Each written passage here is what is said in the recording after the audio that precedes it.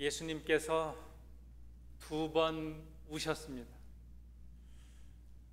눈물을 흘리시는 장면이 신약 성경에 2번 등장하는데 그 한 번이 나사로의 죽음입니다. 요한복음 11장에 보면 예수께서 눈물을 흘리시더라. 이에 유대인들이 말하되 보라 그를 얼마나 사랑하셨는가 하며, 나사로가 죽었을 때에 많은 사람들이 울고 예수님께서도 거기에 도착하셔서 무덤까지 가셔서 눈물을 흘리셨습니다. 예수님의 눈물을 보면서 주변에 있는 사람들이 그렇게 생각했어요. 참 나사로를 얼마나 많이 사랑하셨는가. 예수님의 사랑을 확인하게 됐습니다. 예수님이 우리의 아픔과 슬픔을 얼마나 공감하시고 또 함께 이해하시고 우리의 고통을 위로하시는 그 예수님의 모습을 나사로의 죽음, 거기서 흘리신 예수님의 눈물을 통해서 우리가 알 수 있게 됩니다. 또 한 번 우시는 장면은 오늘 본문에 있습니다. 41절 말씀에 가까이 오사 성을 보시고 우시며,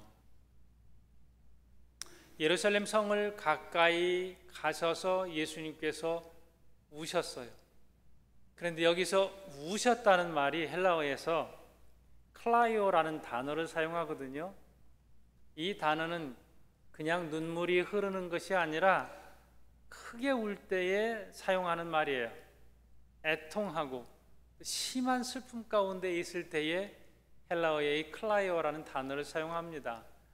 얼마나 가슴이 미어지는 것처럼 아프셨을까. 너무 슬플 때 이 가슴이 아픈 그러한 아픔인데 그 성을 보면서 예수님께서 우셨어요. 예루살렘 하면 평화의 도시라는 뜻이거든요. 예루라는 말이 기초나 도시라는 말이고요. 살렘 하면 샬롬이에요. 평화라는 뜻입니다. 그러니까 예루살렘은 평화의 도시, 평화의 터전이 되는 것입니다. 이 성을 보면 이름은 평화의 도시인데 그 안에 평화가 전혀 없습니다. 얼마나 마음이 아프셨는지 모릅니다. 온갖 불의와 죄로 가득한 도시, 겉으로는 종교적인 형식은 있는데 그 안에 하나님을 사랑하는 마음도 없고 하나님과 연결된 그런 마음이 전혀 없는 곳이었습니다. 그러니 그 땅은 곧 멸망할 도시거든요. 그 멸망을 예수님께서 바라보시면서 굉장히 아픈 마음으로 눈물을 흘리셨습니다. 이름은 평화의 이름을 가지고 있지만 실제로 평화를 잃어버린 성읍에 대한 안타까움, 그래서 예수님께서 탄식하시는 것이죠. 우리가 좋아하는 기도 가운데에 성 프란시스코의 평화의 기도가 있습니다. 주님, 저를 당신의 도구로 써주소서. 미움이 있는 곳에 사랑을, 다툼이 있는 곳에 용서를, 분열이 있는 곳에 일치를, 위로받기보다는 위로하고 이해받기보다는 이해하며 사랑받기보다는 사랑하게 하여 주소서. 우리에게 프란시스코의 기도로 알려진 이 기도가 물론 프란시스코의 저작에서는 찾지 못하지만 그분이라면 충분히 이런 기도를 하셨을 것이다 해서 널리 알려졌습니다. 이 기도가 언제 특히 많이 번져갔는가 하면 1차 세계대전과 2차 세계대전을 지나면서 평화가 없고 세계대전이 그렇게 퍼져나갔을 때에 사람들이 평화를 갈망하면서 이 기도를 많이 읽게 됐습니다. 평화의 기도, 내가 거기에 도구가 되어야 하는데 요즘 사람들의 기도는 반대의 기도를 많이 합니다. 증오와 분노로 가득한 기도. 우리는 이 부분을 합리화의 기도 이렇게도 말할 수 있는데 기도를 이렇게 해요. 나에게 고통을 안겨주는 저 사람 어떻게 좀 해주세요 라고 하는 것이죠. 때로는 우리 눈에 보기 싫은 사람이 우리 공동체 안에, 우리 직장 안에 있을 수 있습니다. 어디로 좀 보내주세요. 사라지게 해주세요. 이런 기도가 있습니다. 만일 전쟁이 상황이라고 하면 저 도시 불바다 되게 해주세요. 저 나라 없애주세요. 이런 기도인 것이죠. 요즘은 정치적 갈등으로 인하여서 서로를 향하여서 미움을 넘어서 저주의 기도를 많이 합니다.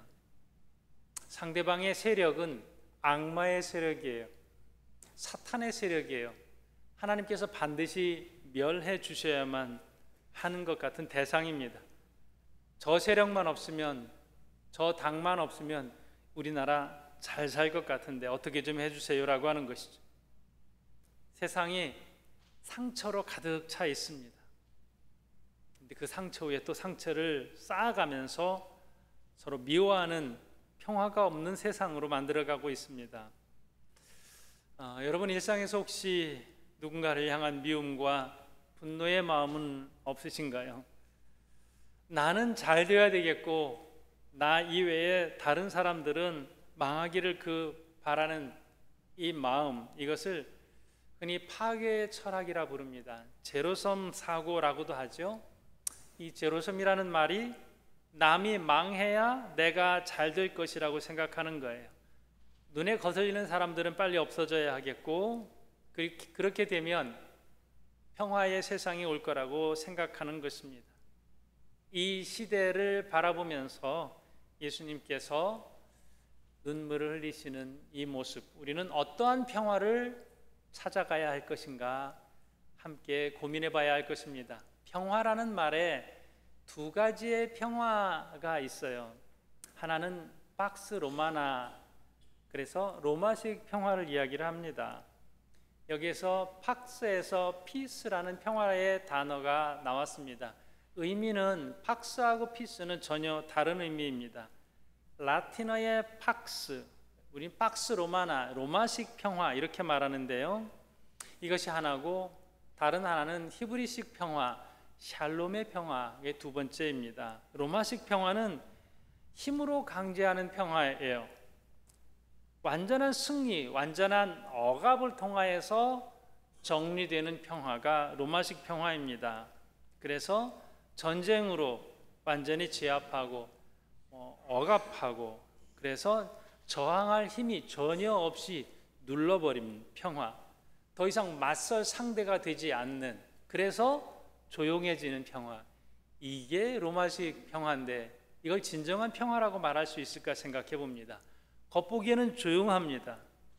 그런데 공동묘지처럼 조용하긴 한데 그 안에 안정도 없고 행복도 없고 기쁨도 없습니다.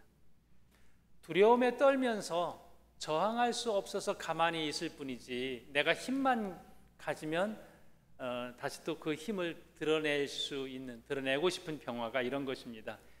이것을 노예적 평화 이렇게도 부릅니다. 진정한 평화가 아닐 수 있겠죠. 가정을 예로 들어볼까요? 무서운 아버지가 있습니다. 큰 소리를 치기 때문에 아내도 기죽어서 살아갑니다. 아이들도 자기 방에 들어가서 나오지도 않고 아무 소리도 내지 못합니다. 웃음소리도 없습니다. 이혼도 하지 못하고 싸움도 없습니다. 남편이 말합니다. 우리 집은 평안해. 우리 집은 다 평안해. 아무 문제 없어.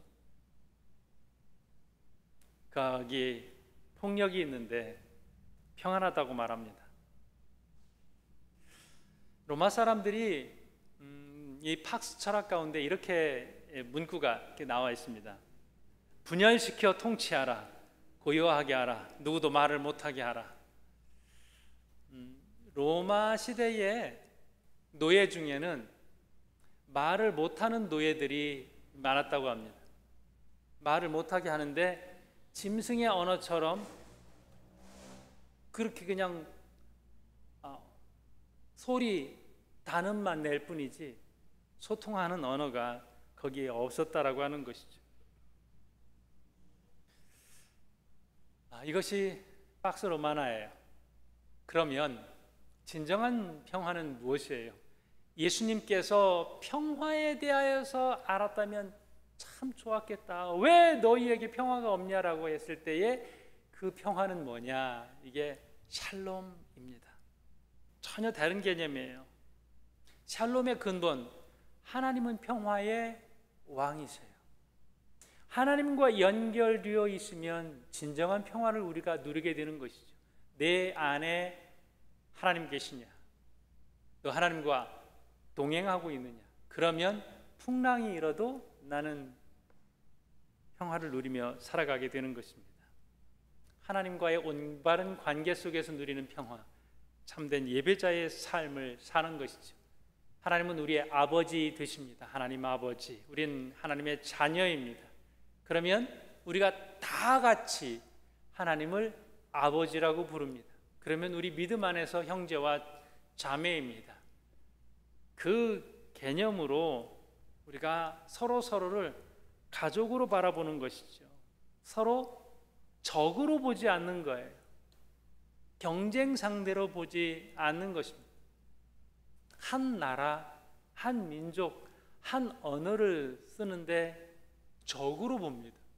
무너뜨려야 될 대상으로, 망해야 될 대상으로 보는 게 세상이에요. 우리는 형제 가운데에서도 충분히 이럴 수 있죠. 경제적인 것 때문에 서로 적으로 봐요. 또 아버지의 유산을 잘 물려받아야 될 경쟁 대상으로 보게 됩니다. 그러면 거기에 평화가 깨어지죠. 이제 타인보다도 더 마음이 상한 그런 원수로 대상을 바라보게 됩니다. 샬롬이라고 하는 것은 내 안에 하나님 계시는 것이고, 하나님을 아버지로 모시고 하나님과의 관계를 늘 잘 맺어가면서 기도하고 예배하는 삶 가운데에서 참된 평안을 누리면서 나아갈 때에 이게 샬롬인 것이죠. 그러면서 마음속에 샬롬이 있는 사람은 다른 사람을 배려하고 존중할 수 있는 것입니다. 이 샬롬은 포괄적인 의미입니다. 그냥 나 혼자 건강하고 그냥 여유로우면 되는 것이 아니라 내가 속한 공동체도 평안해야 돼요. 나 때문에 거기에 샬롬이 이루어져야 됩니다. 또 우리가 사는 이 세상, 자연도 샬롬이 있어야 합니다. 피조물과 또 인간이 함께 하나님의 품 안에서 조화롭게 어우러진 상태를 샬롬이라고 합니다. 자연은 그래서 망가뜨려서 인간이 마음대로 정복하고 착취하는 그런 대상이 아니라 하나님께서 하나님의 뜻으로 우리가 함께 돌보아야 될 대상이다. 그러니 샬롬은 대상을 어떻게 생각하느냐가 굉장히 중요합니다.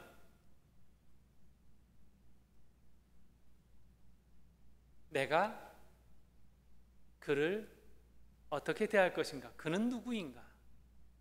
이것입니다. 우리는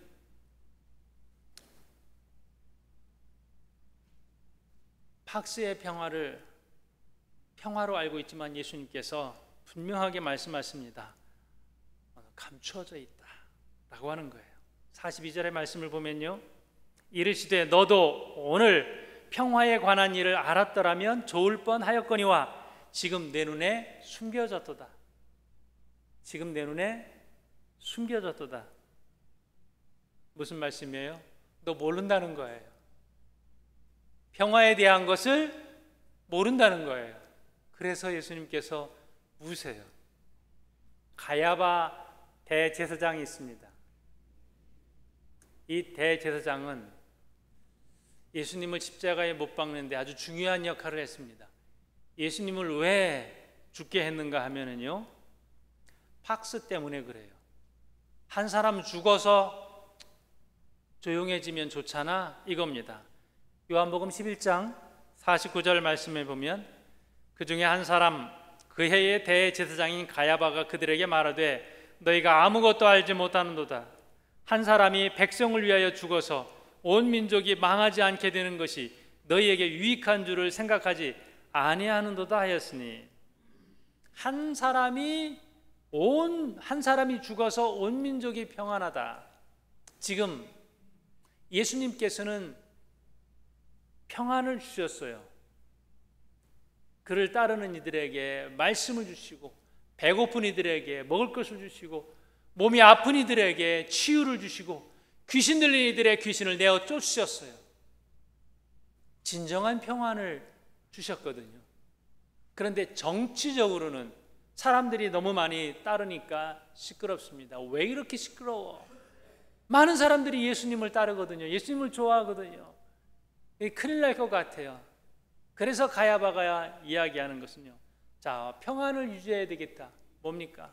메시아로 오신, 하나님의 아들로 오신 그분을 죽여서라도 평화롭게 하자, 조용하게 하자.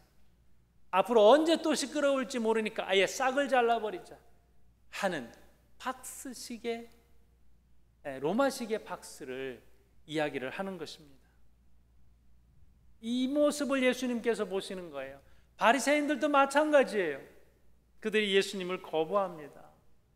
회개해야 되는데, 하나님을 믿는 사람으로서 회개해야 되는데 그렇게 하지 않고 예수님을 십자가에 못 박는데 앞장서고 있습니다. 무지한 거죠. 눈앞에 예수님 메시아를 보고도 예수님을 전혀 알지 못하고 예수님을 십자가에 못 박는데 내어주고 있습니다. 무지한 거죠. 감추어져 있는 것이죠.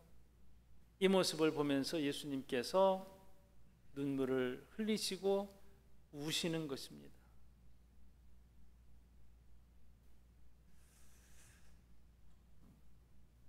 예수님께서 내 평안을 너희에게 주노라 말씀하셨어요. 제자들에게. 예수님 안에 평안이 있습니다. 십자가를 지셨는데도 예수님은 불안해하거나 빨리 내려가야 된다거나 나 억울하다거나 이렇게 하지 않으셨어요. 평안하셨습니다. 자, 오늘 우리는 어떻게 살아가야 하느냐라고 했을 때에 예수님께서 주신 평안으로 살아가는 것입니다. 예수님께서 십자가를 지실 때에 어떤 말씀을 하셨는가 하면요, 저들의 죄를 용서하여 주옵소서, 자기들이 하는 것을 알지 못합니다. 이 용서의 기도를 하셨습니다. 평화의 도구가 되신 것이죠. 우리는 이 평화가 힘으로 오는 것도 분명히 아니고요, 누군가를 고통스럽게 누군가를 죽여서 오는 게 분명히 아닙니다. 우리가 이루는 평화의 세상은 예수님께서 주신 평화를 내 안에 담는 거예요. 그러면 예수님께서 어떤 길을 가셨는가를 보면 알 수 있습니다. 예수님께서 평화를 알았더라면 좋았겠다라고 하시면서 십자가에서 용서의 기도를 하셨습니다. 그러면 우리는 동일한 기도를 할 수 있습니다. 평화는 저절로 오지 않습니다. 여러분의 가정에 평화가 왔다면 저절로 온 것이 아닐 겁니다. 누군가는 희생했을 거예요. 누군가는 품었을 거예요. 아프지만 인내하는 사람이 있었을 거예요. 평화의 도구가 된 것이죠. 여러분 공동체에 평화가 있다면 누군가는 품는 사람이 있었을 것입니다. 예수님의 마음인 것이죠. 누군가는 먼저 용서해야 되고, 누군가는 먼저 사랑하고, 누군가는 먼저 화해의 손을 내밀어야 할 것입니다. 예수님께서 가신 길이 그 길이었습니다. 그런데 예루살렘에 있는 수많은 종교인들은 그 길을 가지 않고 그저 박스식의 평화만 그들이 주장하면서 나아갔던 것입니다. 예수님께서 예루살렘, 평화의 도시를 원하셨습니다. 오늘 우리도 작은 예루살렘을 이루어 가는 거예요. 평화의 도시, 그곳이 나의 가정이어야 하고, 나의 직장이어야 하고, 나의 공동체이어야 합니다. 그 안에서 하나님과 온전한 평화를 이루면서 주님께서 주시는 그 힘으로 평화를 만들어가는, 참된 평화를 만들어가는 그러한 저와 여러분이 되기를 주님의 이름으로 축복합니다. 함께 기도하겠습니다.